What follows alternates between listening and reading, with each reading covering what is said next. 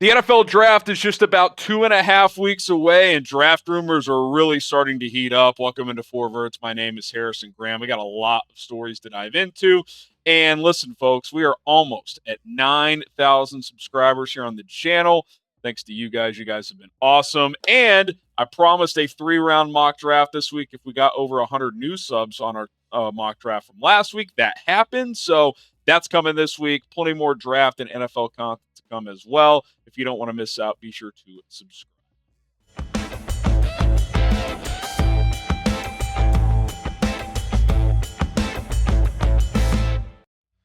All right, let's start with Cam Ward. Won't spend a ton of time here because we've kind of known this for a while, but it's apparently been put to bed that Cam Ward is a virtual lock for the Tennessee Titans at number 1, which means the draft really starts now with Cleveland at number 2. Jim Wyatt reported that after the Colorado Pro Day, the Titans brass met with Shedeur Sanders camp, and the parties agreed to cancel the upcoming private workout. The Titans have seen 4 years of game film, scouted games, and now attended a pro day they described as very impressive.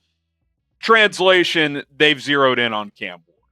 They're going to take Cam Ward with the number 1 overall pick. I think this also probably puts to rest any theories of a potential trade. Now, could something happen on draft night where they get some unprecedented offer? Sure. You never, just shut the phone lines down. You always answer the call if you're Mike Borgonzi. But I think it's pretty clear that Cam Ward is going number 1 overall.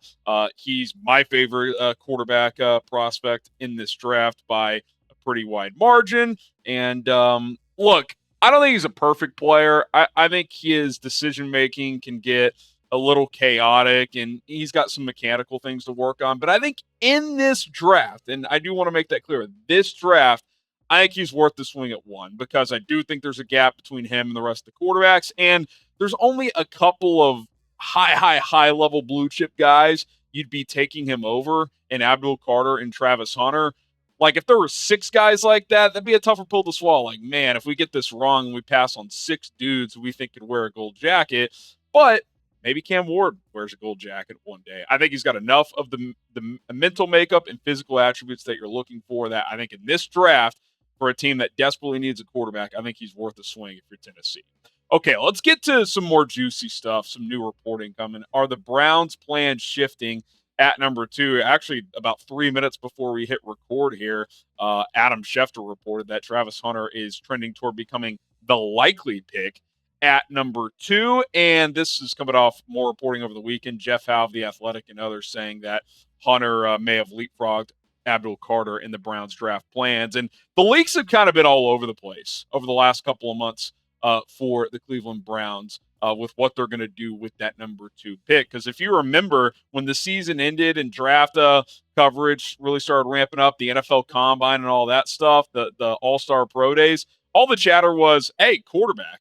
Like, the Browns are going to take a quarterback. Schefter himself was like, yeah, I'd be surprised if they didn't take a quarterback. Then that seemed to start to shift after the Combine. Once we got into March, Abdul Carter appeared to be the top option for the Browns up until really the last few days or so. And now, as we get closer to the draft, it appears Travis Hunter is the favorite. Now, I do think one thing is absolutely true. They're not going to take a quarterback at 2. I think they liked Cam Ward, but he's not available because the Titans are going to take him number 1. I don't think they like Shedeur enough to take him number 2. So I do think it'll be Hunter or Carter. It sounds like Hunter for now is the favorite. But remember, this time of year, a lot of smoke. Teams intentionally leak stuff. Who knows? Maybe they're leaking this out because they have a good feel that the Giants love him, Hunter at 3, to see if Joe Shane will bite to move up a spot. You never know what the mindset could be from these teams, from these leaks, from these reports. The reports around the draft often, more than any other time of year, can be wrong because teams intentionally leak stuff to try and help a guy fall, to generate trade buzz, whatever the case may be. But I do feel confident in saying, assuming there's no trade, the Browns will take either Abdul Carter or Travis Hunter with the number 2 pick. Who do you guys think Cleveland should pick? Who would you take if you were running the Browns? Type TH for Travis Hunter, AC for Abdul Carter. Maybe you would take Shedeur Sanders. I would not. I don't think he's a good enough prospect to take it number 2. TH for Hunter or AC for Carter.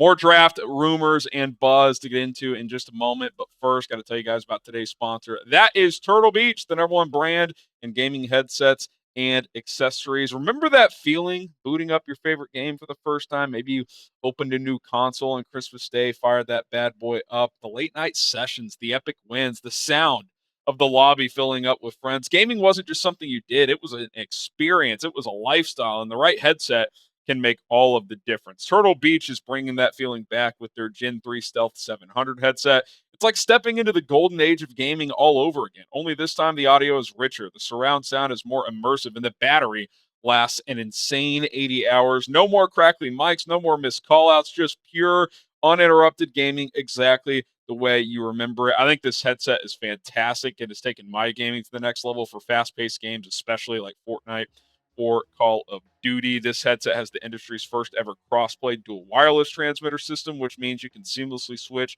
between your consoles and PC with just a click of a button. Lots of benefits with Turtle Beach and with the Gen 3 Stealth 700 headset. So use code chat at turtlebeach.com/chat to get 10% off your entire order. That's turtlebeach.com/chat, promo code chat for 10% off. Tell them we sent you 4verts by Chat Sports. It'll help support the show and get the ultimate immersive gaming experience with Turtle Beach today. Okay, so what do the Giants do in this scenario? If Cam Ward's gone, which he will be, and if the Browns go Travis Hunter, in that scenario, what do the Browns or do the Giants do? Do they take Abdul Carter or do they reconsider Shedeur Sanders? Because recently it kind of felt like, okay, we got Russell Wilson in the building. We like Shedeur, but we don't love him at 3, and we do love Travis Hunter at 3. He can help our offense out. He can help our defense out. Abdul Carter's obviously fantastic as well, but you could argue the Giants' best position group is their defensive line. They got multiple big-time players, Brian Burns, Kayvon Thibodeau, still a young ascending player. Obviously, they have Dexter Lawrence on the interior. Schefter had a report this morning that Abdul Carter had breakfast in State College, Pennsylvania, where Penn State is, with Giants head coach Brian Dable. Carter is also scheduled to visit the Giants this Thursday, and he figures to be a top 3 pick. Now, I think it's pretty simple if you're the Giants. Don't overthink it. I think these are the 2 highest rated blue chip prospects, Travis Hunter and Abdul Carter.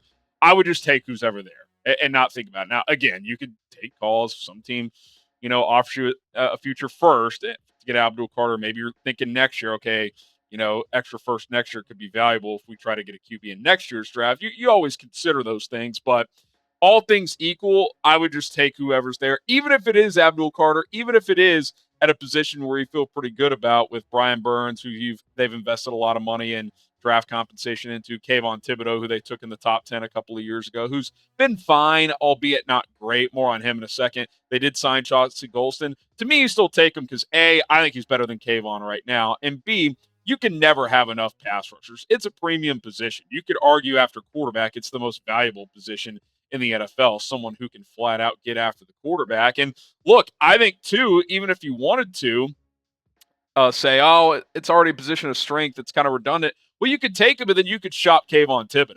I don't know what you'll get for him entering year 4. I bet you could get a 3rd or 4th round pick.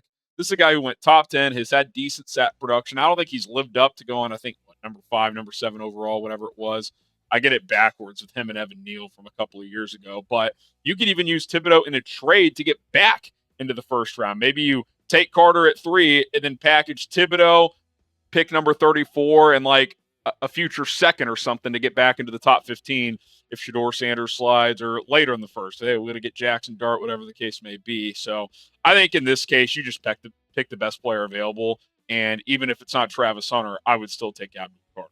Well, speaking of Shedeur Sanders, how about Shedorlands? Could he end up with the Saints? Some increasing buzz on a number of fronts that the Saints and Shedeur could be in line for a potential marriage. How about Pops? Deion had this to say recently about New Orleans. Direct quote here. I like the colors. I like the city. I like the food. I like the people. I like the possibility. And I don't know what he means by colors, like because it's a colorful city, which it is, or if he means because, hey, Colorado, Saints, similar jersey design. I don't know what he was going for there, but pretty interesting that he threw that out there. And then Vegas has kind of jumped on board too. And I mentioned this a couple weeks ago. I'm not saying I was first in line for this, but the second the Giants signed Russell Wilson. I was like, I think Shedeur at 9 could very much be in play for the Saints. They have the Saints as the favorite to draft Shedeur Sanders. DraftKings has the over-under of where Shedeur could get picked at 8.5. Saints pick at 9. So they're basically saying if Shedeur doesn't go at 3 to the Giants, 9 feels like the sweet spot. So let's take the over-under 8.5. So for you gamblers out there, take that with a grain of salt. If you're confident that the Giants aren't taking him at 3, then you could take the under and thinking he would go 9 or later. And just look at the draft order. Who after the Giants are going to take him? Patriots aren't. Jags aren't. The Raiders could, but that would actually shock me at this point. They just gave Geno a 2-year extension with more than about a year and a half of it guaranteed. So this year already was guaranteed, plus a year and a half more. Like, are they going to draft Shedeur? I don't think so. The Jets, again, could, but I would be surprised. Justin Fields got $30 million guaranteed. He's going to start for at least 1 year. Carolina's not taking him. A team could always trade up, but I think the Saints really enter the fray here and are in play if the Giants don't take him. And I don't think the Giants are or should take him at 3. I've kind of gone back and forth on that. Don't panic and take a quarterback just because you're under pressure from the owner. You're not doing yourself or the franchise any favors if you do that. Shedeur is a mid-late first-round guy, or even an early day 2 kind of prospect. I'm cool taking that in the first round because there's a QB tax. But at number 3, it's just a little desperate to me. He's very accurate and he's very tough. Those are his 2 strongest attributes, in my opinion. I think everywhere else, he's pretty average. He's got average size. He's got average arm strength. He's an average athlete.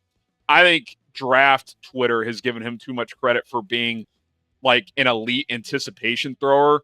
A lot of his games, he has to see it be open first. And I think that's tough when you don't have a cannon. Like, if you have a cannon and you don't throw with a ton of anticipation, you're fine.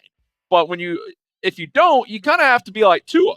Tua's got excellent anticipation. That's why when he's healthy, he's one of the 12, 15 best quarterbacks in the league, even though he's got his flaws. Like, can Shedeur become better at anticipation throws? Of course he can. But I think as a prospect, he's got physical limitations. And I don't know what he's elite at other than being accurate, which is very valuable. But the other stuff is kind of middle of the road. So to me, that's like a mid-late first-round type of guy. So if I'm the Giants, again, going back to them, I would not take him at 3. But if you're the Saints at 9, even if it's probably a touch early, Kellen Moore's gotten a lot out of a lot of different quarterbacks. That's a type of pick for a small market team that could bring excitement to a city like New Orleans. So I could see the Saints doing it. If you had to guess right now, the blank will draft Shedeur Sanders. Will it be the Saints? Will it be the Giants? I do think those 2 are the leading front runners just because the Giants could take him at 3. The Saints could take him at 9. If he gets past the Saints at 9, I have no idea where the hell he's going to go. All right, that's going to do it for this edition of 4 Verts. Draft season is well upon us, folks, as we're just 2.5 weeks away from the NFL draft. We'll continue to have you guys covered on a daily basis. Let's hit 9,000 subscribers. We appreciate your support, and we'll see you soon.